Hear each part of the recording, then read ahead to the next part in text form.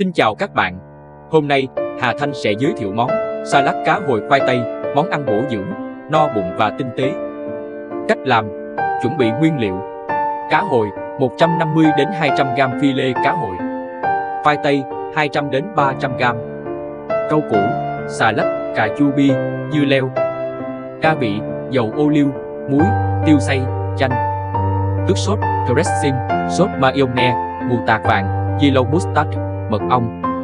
Các bước thực hiện: sơ chế khoai tây gọt vỏ, luộc nguyên củ hoặc cắt miếng to cho đến khi chín mềm, vớt ra, để nguội, rồi cắt lát mỏng hoặc thái hạt lựu tùy thích. Sơ chế cá hồi rửa sạch, thấm khô, cá với một chút muối, tiêu và vài giọt dầu ô liu. Chảo cá hồi, đặt chảo lên bếp, làm nóng với một chút dầu ăn, cho cá hồi vào áp chảo mỗi mặt khoảng 2 đến 3 phút cho đến khi chín vàng. Lấy ra, để nguội bớt rồi xé nhỏ hoặc thái miếng vừa ăn. Chuẩn bị rau: rửa sạch xà lách, cà chua bi, dưa leo. Thái dưa leo và cà chua bi thành miếng vừa ăn. Pha nước sốt trong một bát nhỏ, trộn đều 2 muỗng canh sốt mayonnaise, 1 muỗng cà phê mù tạt vàng và 1 muỗng cà phê mật ong, nêm nếm lại cho vừa vị. Trộn salad, cho khoai tây đã cắt, cá hồi đã xé và các loại rau củ vào một bát lớn, rưới nước sốt lên trên, trộn đều nhẹ nhàng. Trình bày và thưởng thức: múc salad ra đĩa, trang trí thêm một vài lát chanh tươi. Món ăn này ngon nhất khi dùng ngay sau khi trộn, thưởng thức độ tươi mát của rau và vị béo bùi của cá hồi, khoai tây.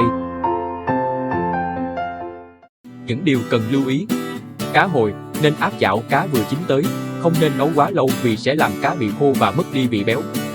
Khoai tây, để khoai không bị nát khi luộc, bạn nên luộc nguyên củ hoặc cắt miếng lớn. Luộc xong, để nguội rồi mới thái. Nước sốt, có thể điều chỉnh lượng sốt và các thành phần trong sốt, như thêm chút nước cốt chanh để phù hợp với khẩu vị của bạn. Rau củ, các loại rau củ phải được rửa sạch để thật ráo nước trước khi trộn salad để món ăn không bị nhạt. Salad cá hồi khoai tây là một món ăn hiện đại, kết hợp hài hòa những vị bùi của khoai tây, vị béo ngậy của cá hồi và sự tươi mát của các loại rau củ.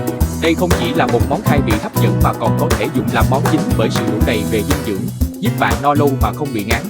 Món ăn này rất phù hợp cho những ai đang tìm kiếm một bữa ăn lành mạnh, cân bằng và ngon miệng.